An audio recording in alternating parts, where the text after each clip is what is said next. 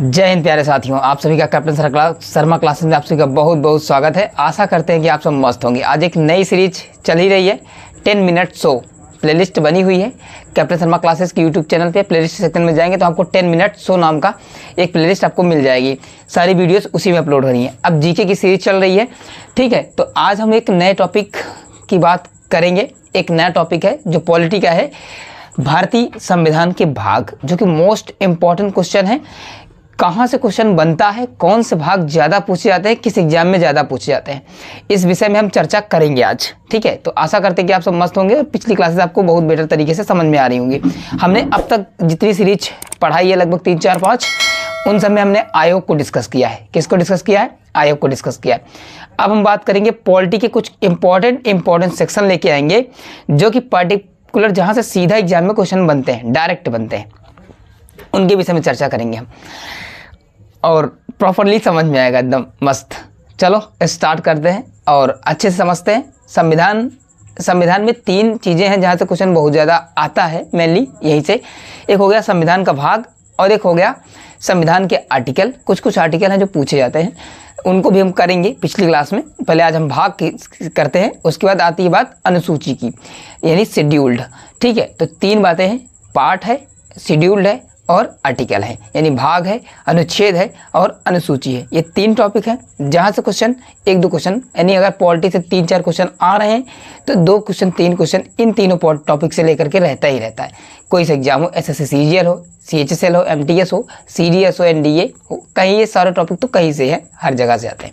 चलो बिना देरी के स्टार्ट करते हैं, बात करते हैं। सबसे पहले आपका भाग 1 क्या है? भाग 1, ठीक है। देखो मैं हो सकता हूँ थोड़ा सा कम दिखूँ, अलग बात है, लेकिन है कि आपको कंटेंट में आपको कोई दिक्कत नहीं होगी, पूरा आपको प्रॉपरली समझ में आएगा जो बात करेंगे इसमें। भाग 1 की अगर हम बात करें, भाग 1 में बात किया गया है कि भारत में एक संघ होगा। एक संघ मतलब एक यूनियन होगा और उसके क्या होंगे, उसका कुछ ना कुछ, भारत एक क्या है, यूनियन है, और उसका कुछ ना कुछ क्षेत्र है, कितना क्षेत्रफल है, क्या है, कितने राज्य हैं, इन सब विषयों में डिस्कस किया गया है। एक आर्टिकल अनुच्छेद 1 से लेकर के 4 तक इसकी चर्चा की गई है। बात समझ गए? ये क्वेश्चन जनरली नहीं पूछता, लेकिन पता सबको नहीं। अब हम कर रहे हैं तो पूरा डिटेल से करेंगे। भाग 2 की बात करता है नागरिकता, यानी अगर भारत में रहने वाले जो लोग हैं उनकी एकल नागरिकता होगी या दोहरी नागरिकता होगी, तो इस नागरिकता कौन कौन भारत का नागरिक रह सकता है, कौन कैसे नागरिकता ली जा सकती है, इसकी बात जो है वो आर्टिकल 5 मतलब कि 5 से 11 में चर्चा की गई है। यानी भाग 2 किसकी बात करता है? नागरिकता की बात करता है। भाग 1 कि भारत एक संघ है और उसके क्षेत्र के कहाँ पर है, उसका क्षेत्रफल कहाँ है, कैसे है, ये सारी बातें बात करता है। अगर अनुच्छेद की बात करें तो 1 से लेकर 4 तक। भाग 1 कहाँ तक है? 1 से लेकर 4 तक। भाग 2 आपका कहाँ से है? 5 से 11 बात करता है। अब जो क्वेश्चन है ये अपन भाग 3 बात करता है मूल अधिकार की, फंडामेंटल राइट्स की, या फिर मौलिक अधिकार की। यहाँ से क्वेश्चन बहुत पूछता है, ऐसे क्वेश्चन पूछेगा कि मौलिक अधिकार या मूल अधिकार संविधान के किस भाग में है, ठीक है। तो सीधा भाग पूछता है ऑप्शन आपका भाग 3। आर्टिकल अगर पूछता है तो 12 से 35। आप सुने होंगे स्वतंत्रता का अधिकार, ठीक है, धर्म की स्वतंत्रता का अधिकार, ठीक है, शिक्षा का अधिकार। तो ये 6 अधिकार हैं, ठीक है, तो जो कि भाग 3 में डिस्कस किए गए हैं। आर्टिकल 12 से 35 है। अभी हम जब आर्टिकल करेंगे तो वहाँ पर पूरी तरीके से हम बात करेंगे कौन सा अधिकार क्या है, उसके डिटेल से पढ़ेंगे, एक एक बातें समझाएंगे आराम से। भाग 4 की बात करते हैं, ये भी मोस्ट इंपॉर्टेंट है आपका, ठीक है। डीपीएसपी जो कहते हैं, अब देखो जैसे अब सबसे पहले देश हो गया हमारा भारत, उसमें रहने वाले व्यक्ति होंगे, उनकी हो जाएगी, मिल गई नागरिकता। अब किसी को मिल गई नागरिकता तो उनके भी क्या होंगे, उनके कुछ अधिकार भी हैं। अगर हम किसी देश में रह रहे हैं, किसी घर में रह रहे हैं, तो हमारे भी तो कुछ ना कुछ ड्यूटी, मतलब कि हमें कुछ ना कुछ राइट्स मिले होते हैं। हमारा ना कुछ हमारा भी अधिकार होता है कि ये मेरा, इस पे मेरा अधिकार है, मेरा सामान है तो मेरा भी इसके अधिकार है। अब तुम्हें मिल गया अधिकार। अब तुम्हें अगर मिल गया अधिकार तो तुम्हारे ऊपर कुछ ना कुछ क्या रहेगा, फिर अब जिस जहाँ पर आप रह रहे हैं उसका भी तो कुछ ना कुछ फर्ज बनता है लेने और देने के लिए। तो राज्य भी हमसे क्या करता है, कुछ ना कुछ, अगर हमसे टैक्स ले रहा है, हमसे कुछ सुविधाएं, मतलब हमसे टैक्स ले रहा है तो हमें भी कुछ सुविधा देगा। जैसे हो गया हमारा स्कूल, प्राइमरी स्कूल्स हो गए, ठीक है, प्राथमिक स्वास्थ्य केंद्र हो गए, अस्पतालें हो गई, शिक्षा हो गई, ये सारी चीज़ें। तो ये हमें राज्य भी कुछ ना कुछ हमें देता है। इसके क्या है? डीपीएसपी यानी राज्य के नीति निर्देशक तत्व हैं। अगर हमें अधिकार मिल गया, राज्य की भी मिल गया, तो हमारी भी ड्यूटी बनती है कि हम भी अपने राज्य के लिए, अपने देश के लिए कुछ ना कुछ करें। तो ये जो मौलिक आपका क्या है, मौलिक कर्तव्य है ना, मौलिक कर्तव्य को भी क्या किया गया, तो मौलिक कर्तव्य को भाग 4A के तहत मतलब कि इसको जो फंडामेंटल ड्यूटी है, इसको जो है वो 44वें संविधान संशोधन 1976 के तहत क्या कर दिया गया था, जोड़ दिया गया था। इंदिरा गांधी की सरकार थी। अब देखो क्वेश्चन ये बहुत पूछा, कई बार पूछा जा चुका है कि फंडामेंटल ड्यूटी को कौन से संविधान के तहत, मतलब कि कौन सा संविधान संशोधन है जिसमें जोड़ा गया था, 44वां संविधान संशोधन 1976, ठीक है। कौन से भाग में जोड़ा गया, 4A यानी भाग 4 का, ठीक है। जब भी भाग में का आ जाए, खा आ जाए, ABCD आ जाए तो जान लो उसका अमेंडमेंट हुआ है, संशोधन हुआ है। बात समझ गए। भाग 5 की बात करें अगर हम, तो भाग 5 की अगर हम बात करें तो ये हो जाएगा आपका, भाग 5 में बात की जाती है क्या, संघ सरकार। भाग 5 क्या बात करता है, संघ सरकार के बारे में बात करता है, यानी यूनियन गवर्नमेंट। ये क्या होता है, आर्टिकल 52 से 151 तक बात करता है। अब संघ सरकार में क्या क्या बातें होंगी, संघ सरकार में आपके राष्ट्रपति होगा, मतलब संसद होगा, संसद में 3 अंग होते हैं, राष्ट्रपति होता है, लोकसभा होता है, राज्यसभा होता है। बात समझ गए। इसी में होता है आपका सुप्रीम कोर्ट, ठीक है। सुप्रीम कोर्ट का जितना टॉपिक होता है सब इसी में आता है। सुप्रीम कोर्ट होगा, पूरा सुप्रीम कोर्ट होगा, राष्ट्रपति होगा, लोकसभा होगी, राज्यसभा होगी, ठीक है। उसमें कैग होते हैं, CAG होंगे। तो इन सब के बारे में चर्चा, उनकी नियुक्ति कैसे होगी, उनका अधिकार क्या होगा, उनकी शक्तियाँ क्या होगी, उनका निर्वाचन कैसा होगा, सारा कुछ डिस्कस इस भाग 5 में किया गया। यानी सरकार की जो यूनियन गवर्नमेंट है, केंद्र सरकार है, उसके बारे में उसकी नियुक्तियाँ क्या होंगी, पार्ट्स क्या है, वो 52 से लेकर आर्टिकल 52 से लेकर 151 की चर्चा की गई है। और भाग की बात करें तो भाग 5 की चर्चा की गई है। अब देखो अगर हम बात करें भाग 6, तो भाग 6 अब संघ की बात कर दी तो उसके बाद नंबर आता है राज्य का। तो अब इसी प्रकार राज्य के क्या क्या अंग है, अब जैसे यहाँ पर होता है, इसमें क्या होता है संसद, वैसे यहाँ पर राज्य में होता है आपका विधानमंडल, जिसमें होता है विधानसभा, विधान परिषद होता है, उसका एक CM होता है, एक राज्यपाल होता है, ठीक है। उसमें हाई कोर्ट होता है। तो यानी भाग 6 में क्या क्या बात की गई है, आर्टिकल 152 से लेकर के 237 तक इसमें पूरा चर्चा की गई है कि क्या क्या चीज़ें इसमें होंगी, कैसे कैसे आपका सारा सिस्टम इसमें चलेगा, क्या क्या राज्य में होगी। इसमें हाई कोर्ट होगा आपका, हाई कोर्ट के साथ साथ मुख्यमंत्री होगा, राज्यपाल होगा, ठीक है। ये सारी चीज़ें होती है। उसमें डिस्ट्रिक्ट कोर्ट होते हैं, अधीनस्थ न्यायालय जिनको आप बोलते होंगे, ठीक है। जैसे आपके ज़िले में आपका, ठीक है, तो ज़िले में आपका एक अधीनस्थ न्यायालय होगा, आप लोग जाते होंगे, आप लोग डिस्ट्रिक्ट में गए होंगे तो वहाँ पर सारी चीज़ें मिलती हैं देखने को।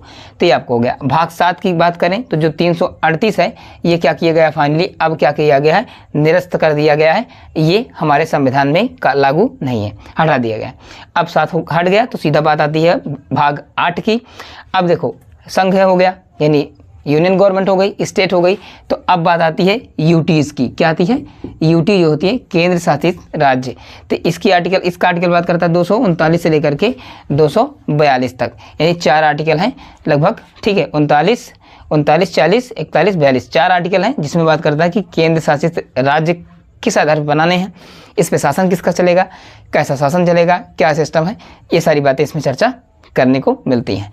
तो ये 8 भाग आपके रहे, ठीक। आगे बढ़ते हैं, चलो भाग 9 की बात करें तो भाग 9 में जो है वो बात करता है पंचायतें में। अब देखो पंचायत में 2 चीज़ें आती हैं, एक आती है नगर निगम और एक होती है नगर पालिका, ठीक है। तो ये होता है नगर पंचायतें, ये सब इसी में डिस्कस किया गया पूरा का पूरा। ये आर्टिकल इसका है, ये इतना, ये इसका, ठीक है। 243 ता यानी 243 ता से लेकर के 243 छा तक, ठीक है, छा, ठीक है। तो ये भाग 9 किसकी बात करता है, पंचायतों की बात करता है।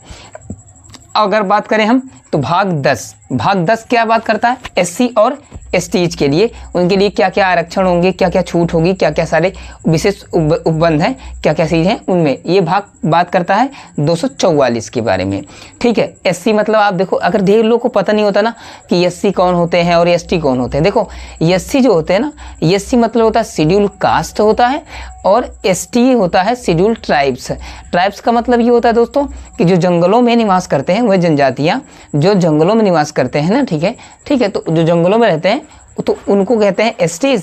जो गांव में रहते हैं, जो पिछड़ा वर्ग है, जो बहुत कमज़ोर तबके के हैं, इकोनॉमिक सामाजिक रूप से, शैक्षिक रूप से पिछड़े हुए हैं, तो उनको क्या कहा जाता है, उनको कहते हैं SC। क्या कहते हैं, SC शेड्यूल कास्ट, ठीक है। तो ये हो गया भाग 10 बात करता है शेड्यूल SC और ST के लिए, इनके लिए बात करता है आर्टिकल 244।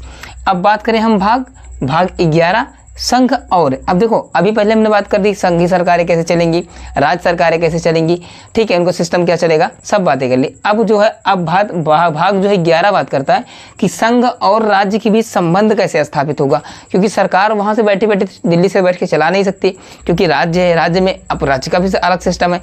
अगर राज्यों और मतलब कि राज्य और केंद्र सरकार के बीच संबंध नहीं होगा, रूल नहीं होगा, साठगांठ नहीं होगी, तो लोग कैसे चलाएंगे, सरकार कैसे चलेगी। अब सरकार को वहाँ दिल्ली में बैठे लोगों को कैसे पता कि यहाँ पर जो है लोकल गांव में क्या हो चल रहा है, तो इसलिए सब एक दूसरे से क्या होते हैं, बंधे होते हैं, एक दूसरे से कनेक्ट होते हैं, जिसकी वजह से सारा सिस्टम पूरा चल रहा है, ठीक है। तो ये बात होती है आपकी, यानी भाग 11 बात करता है संघ और राज्य के संबंध के विषय में, आर्टिकल 245 से लेकर के 263 तक बात करता है। अब आर्टिकल भाग 12 अगर बात करें तो ये वित्त, संपत्ति, संविदाएं और वाद के बारे में बात करता है। देखो क्या होता है, यहीं पर ये मोस्ट इंपॉर्टेंट भाग इसलिए बन जाता है, यहाँ से जाकर के इसको स्टॉप मार्क कर लेना, क्योंकि जो हमारा सातवां मौलिक अधिकार था, यानी संपत्ति का अधिकार था, उसको जो है ना संपत्ति का अधिकार जो वहाँ से संविधान संशोधन किया करके कहाँ पर जोड़ा गया था, 300A, आर्टिकल 300A में जोड़ा गया था, वो भाग 12 में किया गया है। ये क्वेश्चन सभी को याद रहता है कि संपत्ति के अधिकार को मूल अधिकार काट करके जो है वो आर्टिकल 300A में जोड़ा गया। ये क्वेश्चन सबको पता रहता है, लेकिन ये नहीं पता होता कि कौन से भाग में जोड़ा गया है। तो ये क्वेश्चन अब 300A आर्टिकल नहीं पूछता, अब सीधा कहता है कि संपत्ति के अधिकार को संविधान के कौन से भाग में जोड़ा गया है। तो भाग जब पूछता है तो आधे लोग बौखला जाते हैं दोस्तों, यही बात होती है। तो भाग 12 में जोड़ा गया है 300A आर्टिकल के तहत। इसमें वित्त, संपत्ति, संविदाएं और जो है वाद विवाद के बारे में इसमें चर्चा करते हैं, जो पारिवारिक चीज़ें होती हैं। बात समझ गए। अगर हम बात करें भाग 13 की, भाग 13 जो बात करता है वो भारत के, ठीक है, ये भारत है, ठीक है, छोटा सा है थोड़ा सा, ठीक है, भारत के राज्य के अंदर व्यापार और वाणिज्य। अगर आप भारत के किसी भी राज्य में या किसी भी यूटी में रह रहे हैं तो आप व्यापार क्या करेंगे, बिजनेस कैसे करेंगे, ये आर्टिकल 301 से लेकर के 307 में डिस्कस किया गया है कि आपको व्यापार कैसे करना है, टैक्स कितना देना होगा, डायरेक्ट टैक्स लगेगा, इनडायरेक्ट लगेगा, जीएसटी कितनी लगेगी, ठीक है। वैसे जीएसटी तो पूरा एक इनडायरेक्ट टैक्स है, एक बार लगता है, तो ये हो गया, ठीक है। तो जीएसटी का टॉपिक अगर जिसे बोला जाए ना कि जीएसटी का टॉपिक कहाँ जोड़ा गया, तो जीएसटी का टॉपिक यही जोड़ा गया है भाग 13 के तहत, ठीक है। इस बात को आपको ध्यान रखना है, ठीक है। चलो तो भाग 14 की बात करें। अब देखो मोस्ट इंपॉर्टेंट टॉपिक आ गई बात यहाँ से, ठीक है। तो यूपीएससी जो होता है ना, यूपीएससी स्टेट पीएससी और जॉइंट पीएससी मतलब होता है, अब देखो इसको बात समझे, कॉमन, ये भी आपका भाग क्या है, आपका इंपॉर्टेंट है, स्टार मार्क इसको आप कर लो। कहने का अर्थ है भाग 14 जो बात करता है कि अब देखो सरकार चल रही है, राज्य सरकारें चल रही हैं, तो अब ये अकेले तो सारा प्रशासन चला नहीं सकती, इनको लोकल में चलाने के लिए इनको चाहिए क्या, आदमी, जो ऐसा शख्स होना चाहिए जो सारा सिस्टम, जैसे डिस्ट्रिक्ट लेवल का हो गया, ब्लॉक लेवल का हो गया, और पूरे जिले से होता है तो कैसे दिखेगा। तो डिस्ट्रिक्ट देखना है तो क्या होता है, डीएम होता है, और ब्लॉक वगैरह देखना होता है तो हर एक ब्लॉक में कौन बैठता है, एसडीएम बैठता है, क्योंकि एसडीएम अपने जितने ब्लॉक होते हैं, ब्लॉक में जितने होती हैं सारी चीज़ें, क्या होता है, जितने ग्राम पंचायत होती हैं उनका सारा डाटा, पूरा सिस्टम कहाँ क्या हो रहा है उसकी रिपोर्ट लेता है, तहसील में रहता है, उसके बाद वो कहाँ पर देता है, सीधा डीएम को देता है। डीएम किसको देता है, राज्यपाल को देता है। राज्यपाल किसको देता है, गृह मंत्रालय पहुँचाता है दिल्ली। अब दिल्ली गृह मंत्रालय किसको दिखाता है, गृह मंत्रालय जो है वो पीएम के सामने रखता है, पीएम फिर रखता है सीधा लोकसभा में, फिर उसमें बहस होती है, सारी जानकारी होती है। ऐसा सिस्टम चलता है। सिस्टम चलता कैसे है, एकदम लोकल भाषा में समझोगे, हर किसी को समझ में आ जाएगा कि सिस्टम चलता कैसे है। चलो संघ और, अब देखो इसको अधीनस्थ सेवाएं, अधीनस्थ मतलब सेवाएं होती है कि संघ और राज्य को कौन कौन चलाते हैं, तो सारा सिस्टम चलता है। यूपीएससी संघ के लिए बात करता है, यूनियन पब्लिक सर्विस कमीशन, और राज्य के लिए क्या होता है, स्टेट पीएससी, यानी जैसे उत्तर प्रदेश का है तो यूपीपीएससी, झारखंड का है तो मतलब जेपीएससी, ठीक है, ऐसे ऐसे अलग अलग। उत्तराखंड का है तो यूकेपीएससी होता है, ठीक है। अब ये ज्वाइंट, देखो क्या होता है कि जैसे ज्वाइंट पब्लिक सर्विस कमीशन होता है, जैसे क्या होता है कि जो छोटे छोटे राज्य हैं जहाँ पर जनसंख्या कम है, अब जहाँ की सीटें कम है, जहाँ के जिला कम है, तो वहाँ 15 लोग तो डीएम बन के जा नहीं सकते, क्योंकि काम ही एक लोग का है। तो फिर क्या करेंगे, वो दो राज्य आपस में मिल करके, आपस में ज्वाइंट होकर के कहते हैं कि मेरा पब्लिक सर्विस कमीशन कंबाइन बना दो, जिससे मैं क्या करूं कि कंबाइन से मेरी सैलरी कम लगे, खर्चा लगे। भाई अब एक डीएम को अगर आप रख रहे हैं तो उसके लिए बंगला चाहिए, गाड़ी चाहिए, फैसिलिटी चाहिए, उसको सैलरी चाहिए। अब सैलरी बेशक वो लोग यूनियन गवर्नमेंट की परीक्षा यूपीएससी क्वालिफाई करके आते हैं, लेकिन काम तो करते हैं स्टेट में। अगर काम कर रहे हैं स्टेट में, सैलरी किसके लेंगे? यूनियन थोड़ी ना देगा। काम तुम्हारे यहाँ कर रहे हैं तो तुम्हारे यहाँ सैलरी लेंगे ना। तो फिर जहाँ काम करते हैं, जिस स्टेट में वो जाएंगे, जो उनका क्वार्टर नियुक्त होता है, जहाँ पर वो ड्यूटी करते हैं, वहीं पर क्या करते हैं, वही स्टेट उनको क्या देता है? सैलरी देता है। बात समझ गए ना? तो इसलिए बनता है जॉइंट पीएससी भी बन सकता है। ये आर्टिकल बात करता है आपका 308 से लेकर के 323 तक, ठीक है। वैसे मेन अगर बात करें यूपीएससी का जो आर्टिकल है, पर्टिकुलर यूपीएससी का, यूनियन पब्लिक सर्विस कमीशन का, तो है आपका 315, आर्टिकल 315, ठीक है। 315 बात करता है, ठीक है। देखो, आपको हर एक बात जानकारी होनी चाहिए। क्लासेस तो ऐसा चाहे तो पढ़ा दें, आराम से सिंपल कर सकते हैं, लेकिन ऐसा नहीं है। हर बात जितनी बात बने उतना जोड़ लो आप आराम से। भाग 16 की अगर हम बात करें तो ये कुछ वर्गों के लिए, कुछ वर्गों के संबंध में विशेष उपबंध है। इनको यहाँ पर संबंध ना करके हम विशेष उपबंध लिख लेंगे। क्या लिख लेंगे?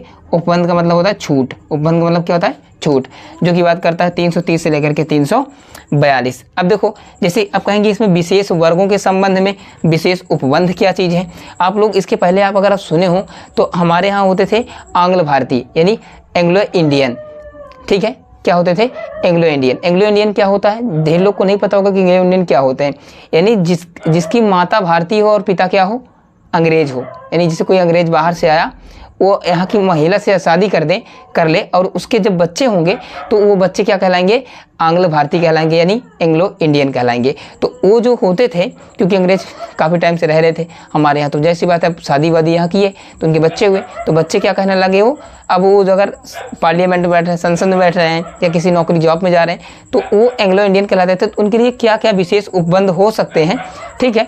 तो ये आर्टिकल 330 से लेकर 342 से लेकर के फाइनली अब वो खत्म हो चुका है। एंग्लो इंडियन का कॉन्सेप्ट अब खत्म हो चुका है। वो चाहे राज्यसभा में हो, ठीक है, और चाहे लोकसभा में हो, दोनों जगह खत्म हो। यानी आर्टिकल 331 और आर्टिकल 300, ठीक है, 33, ये 332, ठीक है, नहीं 33, ठीक है।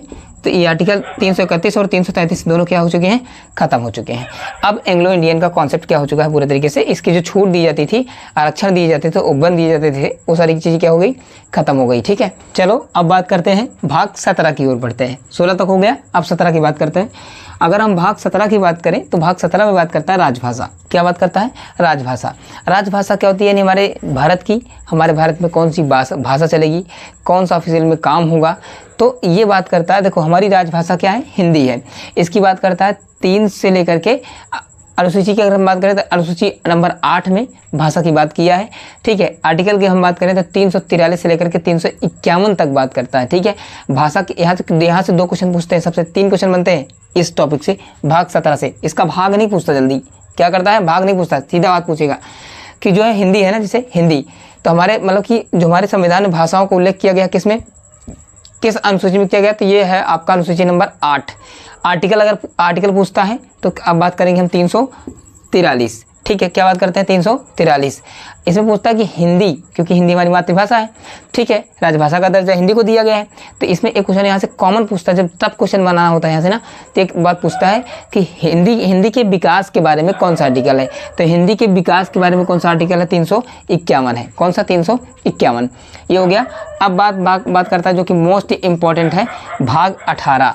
भाग 18 बात करता है आपातकालीन उपबंध, यानी आपात। आप जानते होंगे ये करता है 52 से लेकर के 60, 52, 56, 60, ठीक है। 52 क्या बात करता है आपका?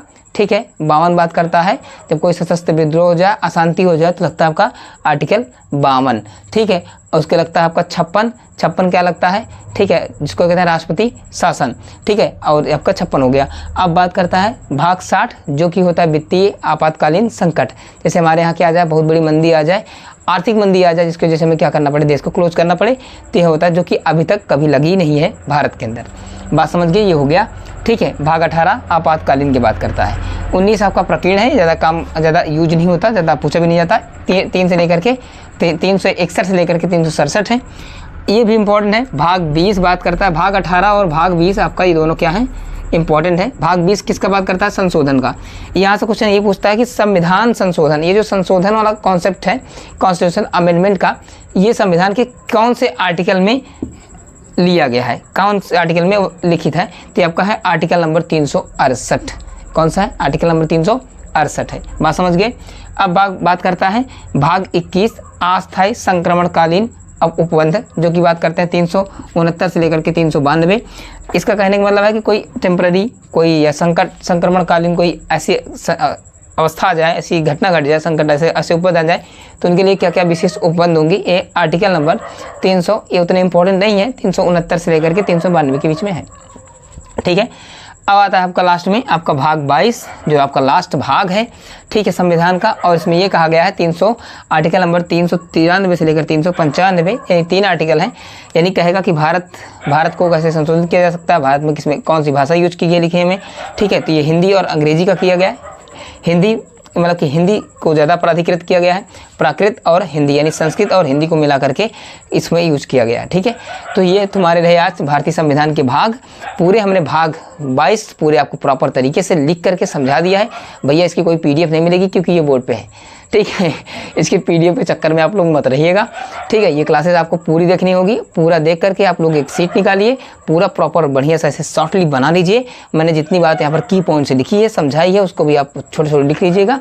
और लिख करके आप जहाँ पढ़ते हैं अपने स्टडी टेबल पे उसको आप क्या करिए, चस्पा कर दीजिए, चपका दीजिए। और 2-3 बार देखेंगे आपको ये भाग वाला कॉन्सेप्ट क्लियर हो जाएगा। यहाँ से हर एग्जाम में 1-2 क्वेश्चन आता ही आता है, तो इसलिए आप उसको क्लियर कर लीजिए। अगली क्लास में मिलेंगे। ठीक है, अनुच्छेद के साथ अनुच्छेद करेंगे, उसके बाद अनुसूची करेंगे। ये आपका टॉपिक जब क्लियर हो जाएगा तो आपका यहाँ से मोस्ट इंपॉर्टेंट क्वेश्चन क्लियर हो जाएगा। फिर हम ऐसे टॉपिक वाइज इस सीरीज को कंटिन्यू करेंगे। 20 मिनट 25 मिनट का लेक्चर होगा। लेक्चर धीरे धीरे बढ़ाएंगे। आप लोग का प्यार अच्छे मिलता रहा तो क्लासेस रेगुलरली चलती रहेंगी, बढ़िया चलती रहेंगी। मस्त रहो, पढ़ते रहो। ये करंट को जोड़ करके पढ़ा करो तो ज़्यादा मज़ा आएगा। चलो ठीक है, फिर ऐसे वीडियो में मिलेंगे। और ठीक है, ओके, तो मिलेंगे। तब तक के लिए जय हिंद।